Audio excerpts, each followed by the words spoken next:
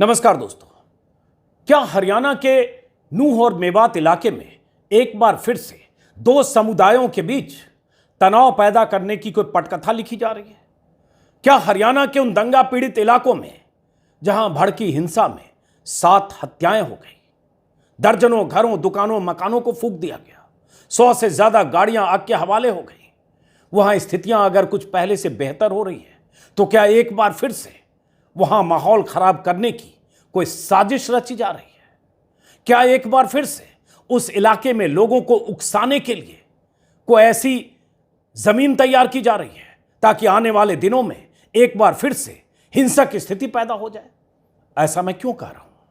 इसलिए कह रहा हूं कि आज के अखबारों में छपी सुर्खियां, आज के अखबारों की हेडलाइन और कल हरियाणा के पलवल जिले में हुई महापंचायत, उस महापंचायत से निकली खबर कुछ बेचैनी पैदा करती है। वो खबर इस बात की तस्दीक करती है कि कुछ लोग हैं जो तनाव पैदा करना चाहते हैं, कुछ लोग हैं जो सरकार और प्रशासन को ठेंगे पर रखकर तमाम तरह की चुनौतियां दे रहे हैं, ललकार रहे हैं और ये कह रहे हैं कि रोक सको तो रोक लो, हम तो वही करेंगे जो हम चाहेंगे। कुछ लोग हैं जो ऐसे पंचायतों के मंचों से उत्तेजक भाषण दे रहे हैं, जहरीले बयान दे रहे हैं और उकसावे वाले बयान देकर माहौल खराब करने की कोशिश कर रहे हैं। आज के अखबारों की सुर्खियां आपके स्क्रीन पर है। अलग अलग अखबारों में जो कुछ छपा है, अखबारों की हेडलाइन आप गौर से देखिए और उसके बाद बताता हूं कि ऐसा मैं क्यों कह रहा हूं कि हरियाणा के दंगा पीड़ित इलाकों में एक बार फिर से कुछ ऐसी कोशिश हो रही है। अगर अभी स्थितियां सामान्य होने की दिशा में है तो ऐसे सैकड़ों लोग हैं जो चाहते हैं कि वहां तनाव फिर से पैदा हो। कल पलवल में एक महापंचायत हुई थी। महापंचायत अभी 4-6 दिन पहले भी हुई थी गुरुग्राम में। अब नूंह में महापंचायत होनी थी, नूंह पुलिस ने अनुमति नहीं दी तो महापंचायत हुई पलवल में। अनुमति थी 500 लोगों को लाने की, पहुंचे कई गुना ज्यादा लोग। पुलिस ने कुछ शर्तों के साथ महापंचायत की अनुमति दी थी कि कोई हेट स्पीच नहीं होगी, उत्तेजक भाषण नहीं होंगे, हथियार लेकर नहीं आएंगे और सीमित संख्या में लोग आएंगे। लोग भी ज्यादा आए, उत्तेजक भाषण भी हुए, पुलिस ने वीडियो रिकॉर्ड भी किया। लेकिन सब कुछ उसके बाद भी जो उस मंच से कहा गया, जिस मंच पर वीएचपी, बजरंग दल या कट्टर हिंदुत्ववादी संगठनों के लोग थे, कथित तौर पर गोरक्षा करने वाले संगठनों के लोग थे, उन्होंने क्या कहा सुनिए और समझिए कि अगर आप सचेत नहीं रहे तो क्या कुछ हो सकता है। और ये कौन लोग हैं जो चाहते हैं कि तनाव पैदा हो, जो चाहते हैं दो समुदायों के बीच टकराव पैदा हो। उस मंच पर जो महापंचायत हुई कल पलवल में, उस महापंचायत में कुछ बड़े ऐलान हुए। सबसे बड़ा ऐलान तो ये कि उस ब्रजमंडल जलाभिषेक यात्रा को, जो यात्रा अधूरी रह गई थी, जिस यात्रा के दौरान हिंसा हुई, जिस यात्रा पर पत्थरबाजी हुई, जिस यात्रा में गए लोग भी हथियारों के साथ थे, उस यात्रा पर पत्थरबाजी और फायरिंग करने वाले लोग पहाड़ियों पर थे, दोनों तरफ से हिंसा हुई, मरने वाले 7 लोग, उसमें 2 पुलिस वाले भी, एक इमाम भी बाद में, और उसमें बजरंग दल के कोई कार्यकर्ता भी। लेकिन उस हिंसा पर विस्तार से गए बगैर, क्योंकि उस पर बहुत बार बात हो चुकी है, उस हिंसा के बाद 1200 से ज्यादा मकान बुलडोज किए गए, मकान, दुकान, जमीन, जो भी इमारतें, उसको लेकर पंजाब एवं हरियाणा हाईकोर्ट को कहना पड़ा कि कहीं आप एथनिक क्लिंजिंग तो नहीं कर रहे हैं। लेकिन अब जब स्थिति थोड़ी बेहतर हो रही है, तब जो लोग मंच से कह रहे हैं उसको गौर से सुनिए। और ये कौन लोग हैं, इनके मंसूबे क्या हैं, इनका मकसद क्या है, इन्हें इतना हौसला कहां से आता है, इतनी ताकत कहां से आती है? रोक सको तो रोक लो, हम वही करेंगे, वही कहेंगे जो हमें कहना है। अखबारों की खबरों के मुताबिक जितने लोगों को लाने की अनुमति थी, अमर उजाला के मुताबिक 500 की अनुमति थी, 3 गुना से ज्यादा पहुंचे। अखबारों ने छापा है कि नफरती भाषण को लेकर चेतावनी के बावजूद कुछ लोगों ने आपत्तिजनक भाषण दिए। यह अमर उजाला में है, ऐसे ही टाइम्स ऑफ इंडिया में खबर है, इंडियन एक्सप्रेस में है, नवभारत टाइम्स में है। भड़काऊ बातें उठी, बंदिशों के बावजूद महापंचायत में तय सीमा से ज्यादा लोग पहुंचे और भड़काऊ बातें कही गई। ये सारे अखबारों की सुर्खियां हैं। लेकिन मैं वो बताता हूं जो कहा गया है, जो इंडियन एक्सप्रेस और अमर उजाला के हवाले से। इंडियन एक्सप्रेस में खबर है, आज़ाद सिंह आर्या नाम का एक शख्स जो खुद को गोरक्षा दल का नेता या जो भी कहता है, उसने कहा मंच से कि सभी को राइफल खरीदनी चाहिए, रिवॉल्वर नहीं। अंग्रेजी है, उसका हिंदी तर्जुमा बता रहा हूं। क्यों? क्योंकि रिवॉल्वर दूर तक शूट नहीं करता है, मैं युवाओं से कहता हूं, अपने खून को गर्म रखें। अगर मंच से, हिंदुत्ववादी संगठनों के मंच से कोई पंचायत हो उन इलाकों में जहां तनाव पहले से है, और उसके बाद कहा जाए कि आप राइफल खरीदिए, राइफल के लाइसेंस लीजिए, कहा जाए कि 100 से ज्यादा राइफल मेवात के लोगों को खरीदनी चाहिए, कहा जाए कि रिवॉल्वर मत खरीदो या रिवॉल्वर मत रखो, उसकी रेंज कम होती है, राइफल रखो ताकि ज्यादा दूर तक शूट किया जा सके, कहा जाए कि युवाओं से कि अपने खून को गर्म रखो, तो मकसद क्या है? क्या चाहते हैं ये लोग?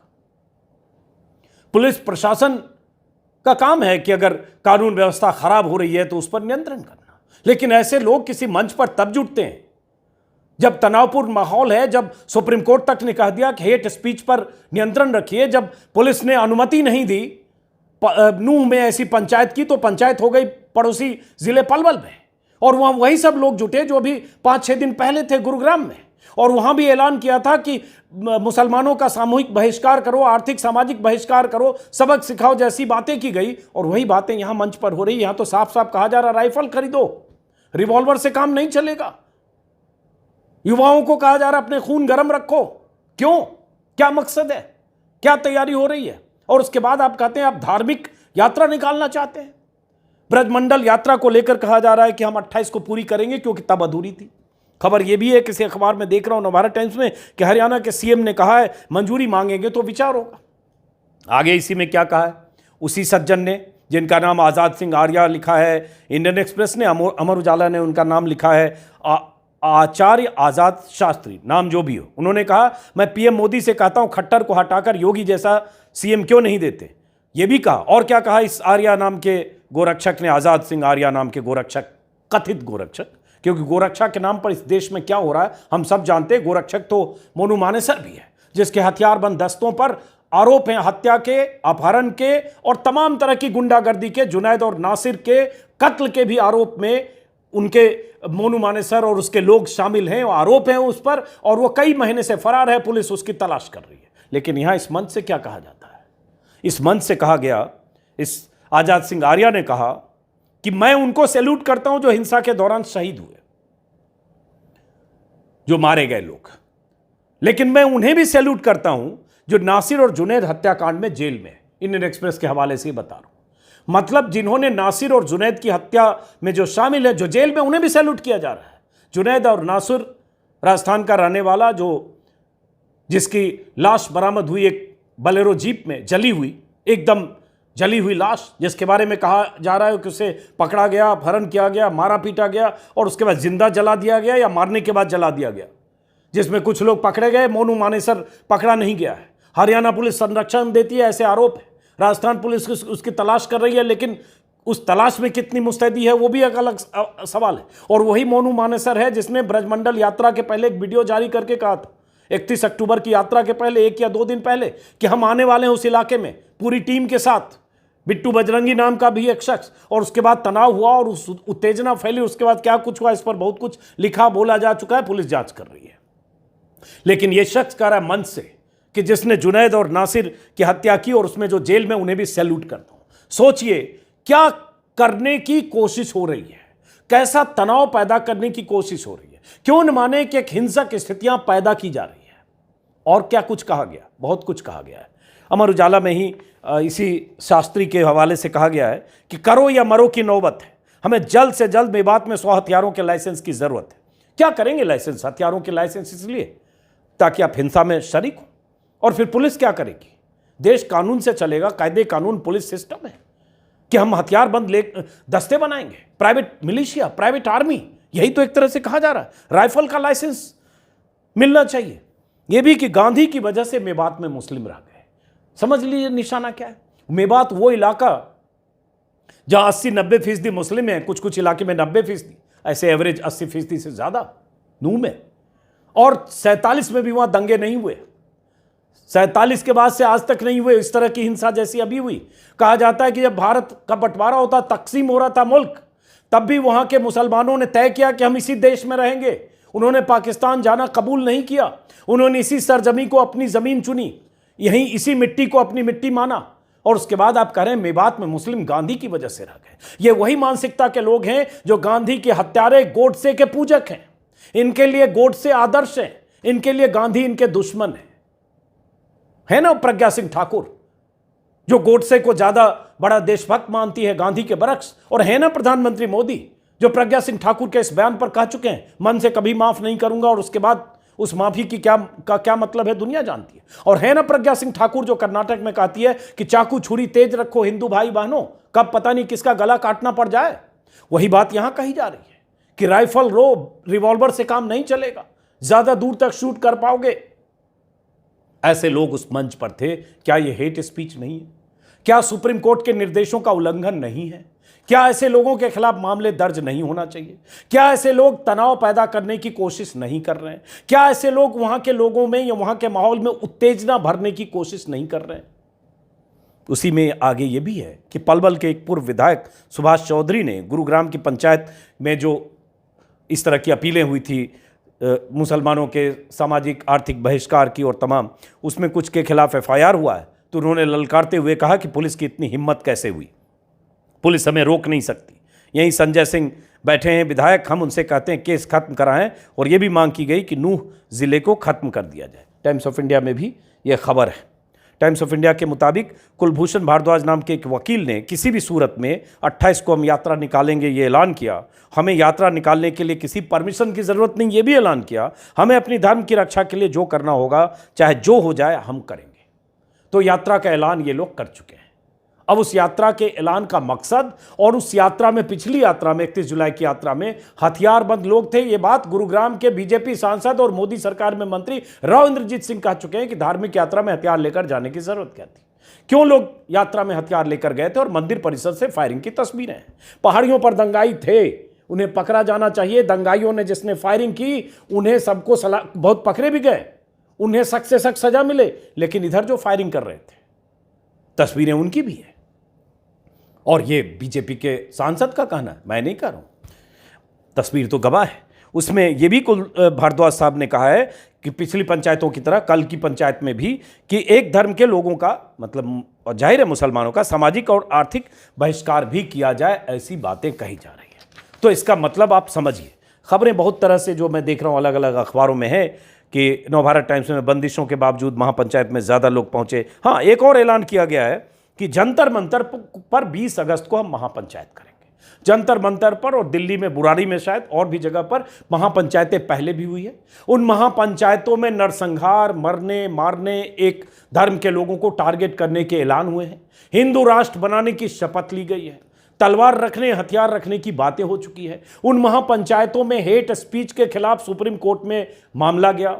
उन महापंचायत के आयोजकों को दिल्ली पुलिस ने बचाने की कोशिश की, 6 महीने तक एफआईआर नहीं की थी। जब तक सुप्रीम कोर्ट ने फटकार नहीं लगाई तब तक एफआईआर नहीं हुई। सुप्रीम कोर्ट बार बार दिल्ली पुलिस से तलब करता रहा पूरे मामले की, और दिल्ली पुलिस बचाने की कोशिश करती रही। आखिर में दिल्ली पुलिस ने माना कि हाँ, वहां हेट स्पीच हुई थी। अब ये फिर दिल्ली में जंतर मंतर पर महापंचायत करना चाह रहे हैं, और महापंचायत करके इसी तरह की बातें करेंगे। अब देखना होगा कि दिल्ली पुलिस इन्हें अनुमति देती है कि नहीं। ये कौन लोग हैं, इनका कुलगोत्र क्या है, ये क्या चाहते हैं, क्या समझ में नहीं आता। वीएचपी, बजरंग दल किससे जुड़े हैं, और क्या मतलब है इसका, क्या मकसद है? तनाव पैदा करो, हिंदू मुसलमान के बीच हर समय एक उत्तेजक माहौल बनाए रखो, मरने मारने जैसी बातें करते रहो। सत्ता आपकी, सरकार आपकी, तभी तो कोई महापंचायत में चुनौती देता है कि इमाम की हत्या में जो लोग पकड़े गए वो सब बेकसूर हैं, उन्हें छोड़ दिया जाए, वरना 7 दिन में हम चक्का जाम करेंगे। अल्टीमेटम दिया गया था पीछे 5 दिन पहले गुरुग्राम में हुई पंचायत में, अल्टीमेटम सरकार को। इमाम की हत्या अपने आप, क्या इमाम ने खुदकुशी कर ली? एक मस्जिद में इमाम को पीट पीट कर मार दिया गया, 50, 60, 100 लोग मस्जिद में घुसे, तो इमाम ने खुदकुशी की, उसका भी तो कोई कातिल है। लेकिन अगर उसके कत्ल में कुछ लोग पकड़े गए तो कहा जा रहा है उन्हें छोड़ दो, वरना हम चक्का जाम करेंगे, आंदोलन करेंगे। इस तरह की बातें हो रही है। और उसके बाद जो बाद में कार्रवाई होती है, जब बुलडोजर चलते हैं, तो खबर आती है 1200 से ज्यादा घरों को, मकानों को, दुकानों को, इमारतों को या शोरूम को बुलडोज कर दिया गया। फिर खबर आती है कि 1208 या 48 जो बुलडोज किए गए, उसमें करीब करीब सभी मुस्लिम के घर, मकान, दुकान थे। और पंजाब हरियाणा हाईकोर्ट को कहना पड़ता है सरकार को नोटिस जारी करके कि कहीं आप एथनिक क्लिंजिंग तो नहीं कर रहे, नस्लीय संहार तो नहीं कर रहे, एक धर्म विशेष के लोगों के मकानों को, दुकानों को या उनके कंस्ट्रक्शन को आप कानून और व्यवस्था की आड़ लेकर बुलडोज तो नहीं कर रहे हैं। क्या बुलडोज करने से पहले तय कानूनी प्रक्रिया का पालन किया आपने? क्या उन्हें नोटिस दिया था? और अगर उनके मकान 6 साल 10 साल पुराने थे तो आज तक क्या हो रहा था? कहा गया कि नोटिस दिया गया, कुछ मिनट पहले दिया, क्या गया, चिपका दिया और बुलडोजर लेकर आए, गिरा दिया 6 साल 8 साल पुरानी इमारतें। उसमें से कुछ कहा गया रजिस्टर्ड भी थी।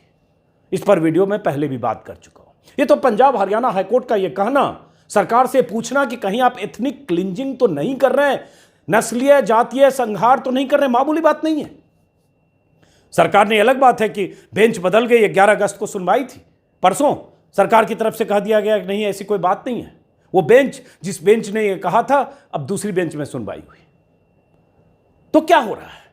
ये एक तरफ तनाव का माहौल, एक तरफ सरकार का आरोप कि एक पक्ष को आप टारगेट कर रहे हैं, सिर्फ एक पक्ष में दंगाई तलाश रहे हैं, दूसरा पक्ष जो हथियारबंद दस्ते के साथ जो फायरिंग कर रहा था, जिन्होंने भगवा साफा पहन रखा था, जिनके वीडियो वायरल हैं, जो लगातार दुकानों को, मकानों पर हमले कर रहे थे, जो पत्थरबाजी कर रहे थे, जो जवाबी फायरिंग ही कर रहे थे, मान लो दौड़ा रहे थे, खदेड़ रहे थे, सब कुछ वीडियो है।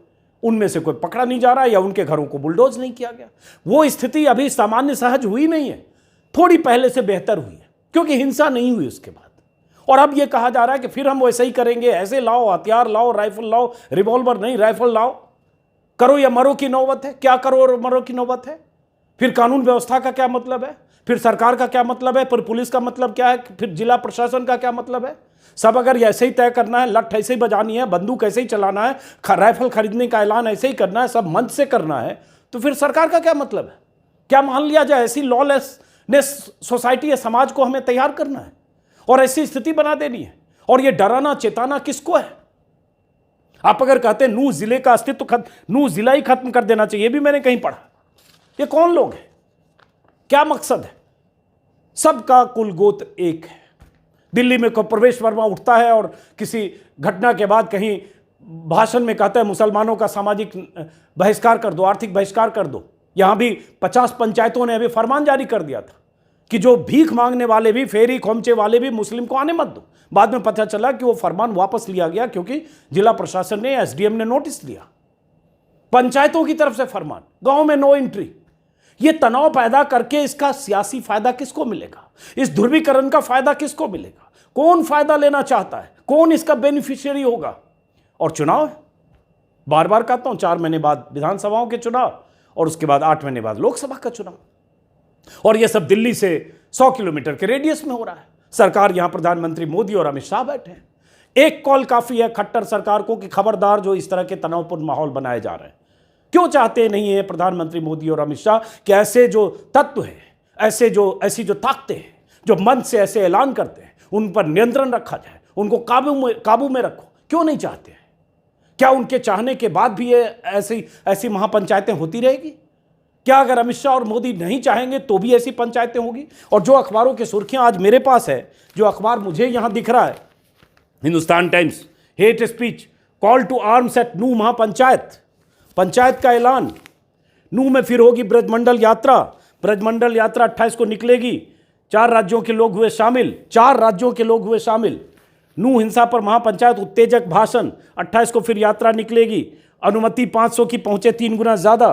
Times of India, at Palwal, call for boycott of minorities, अल्पसंख्यकों के बहिष्कार का ऐलान। हर अखबार में ये छपा हुआ है। मोदी जी और अमित शाह के पास भी तो ये सारे अखबार पहुंचते होंगे, उन्हें भी तो पता होगा कि तनाव पैदा करने की कोशिश हो रही है, तो उनकी भी तो ड्यूटी है। सरकार तो उनकी है डबल इंजन। तो डबल इंजन में जो सिंगल इंजन है उसको क्यों नहीं फोन करके कहते खबरदार ऐसी स्थिति क्यों पैदा हो रही है? क्यों कोई गोरक्षक दल का कोई आदमी आकर कह रहा है हम उसे सलाम करते हैं, उसे सैल्यूट करते हैं, जो जुनैद और नासिर की हत्या में जेल में बंद है? हत्यारों को आप सैल्यूट कर रहे हैं, मतलब आप इंस्टिगेट कर रहे हैं, आप उत्तेजित कर रहे हैं। आप लोगों को कह रहे हैं कि हां करो या मरो, डू और डाई। क्यों डू और डाई? क्या काम है सरकार का? ये सवाल कौन पूछेगा? और ऐसे सवाल अगर हम लोग पूछेंगे तो हम सरकार विरोधी, हम हिंदू विरोधी, हम सनातन विरोधी। अरे सरकार और सिस्टम का जो काम है वो करे। देश संविधान से चलेगा, इस तरह के कट्टरपंथ और इस तरह के भाषण और इस तरह के नारों से नहीं। बार बार, एक बार नहीं 1000 बार कहता हूं कि देश जितना हिंदुओं का है, उतना मुसलमानों का है, उतना सिखों का है, उतना ईसाइयों का भी है। जो दंगा करे उसे सलाखों के पीछे भेजो ना। कोई भी दंगाई हो, हिंदू हो, मुसलमान हो, कोई भी हो, लेकिन दंगाइयों में भी आप सेलेक्टिव होते हैं। बुलडोजर आपका एक तरफ रुख करता है, एक धर्म के लोगों के घरों मकानों पर बुलडोजर चलता है, दूसरी तरफ के लोग आपको चेतावनी देते हैं, अल्टीमेटम देते हैं, खबरदार अगर इमाम के हत्यारों को छोड़ा नहीं तो। बहरहाल फिलहाल इस वीडियो को खत्म करते हैं दोस्तों। हमें पता है कि देश में ऐसी स्थितियां पैदा करने की कोशिश लगातार होती है, और चूंकि चुनावी मौसम जब आता है, चुनावी मौसम में कुछ ज़्यादा होती है। एसपी का बयान है इसी में कि जिला पुलिस के अधीक्षक लोकेन सिंह ने कहा, महापंचायत के दौरान पूरी तरह शांति रही, पुलिस द्वारा सुरक्षा के पुख्ता इंतजाम किए गए थे, हथियार और लाठियाँ ले जाने पर रोक लगाई गई थी। तो हथियार और लाठियाँ ले जाने पर रोक लगाई गई थी, तो ऐलान ही कर दिया 100 राइफल के लाइसेंस दो, और कहा गया इतने लाइसेंस मिलने चाहिए। ये भी कि पुलिस को ललकारा भी गया, पुलिस हमें रोक नहीं सकती। पुलिस की इतनी हिम्मत कैसे हुई कि महापंचायत के आयोजकों के खिलाफ गिरफ्तारी हो गई, उन्हें गिरफ्तार कैसे कर लिया, उनके केस खत्म कराओ। तो ये सारी बातें हुई। धर्म की रक्षा के लिए हम जो भी होगा करेंगे। इन सब बातों के बीच सुप्रीम कोर्ट की बार बार की नसीहत, फैसला, वार्निंग कि हेट स्पीच के मामले में राज्य सरकारें स्वतः संज्ञान लेकर कार्रवाई करें। उम्मीद है कि इन खबरों से में जो नाम आए हैं, जो हेट स्पीच की कैटेगरी में है, उनके खिलाफ फिर से मामला दर्ज हो। पुलिस तय करे कि क्या ऐसी हेट स्पीच की धाराएं इन पर लग सकती है या नहीं, जो सामूहिक बहिष्कार की या इस तरह से डू और डाई, करो और मरो जैसी बातें करते हैं। और आप एक नागरिक के तौर पर मेवात और नूह के अगर हैं, मुस्लिम समुदाय के हैं, तो भी आप किसी भी उत्तेजक बयानों की जद में मत आइए।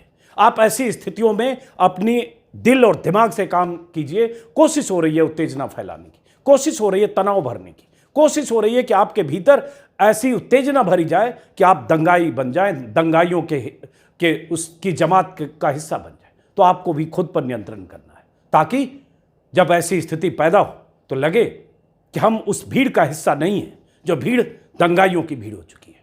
फिलहाल इस वीडियो को खत्म करते हैं। उम्मीद पर दुनिया कायम है कि आज न कल स्थितियां कुछ बेहतर होगी। नमस्कार।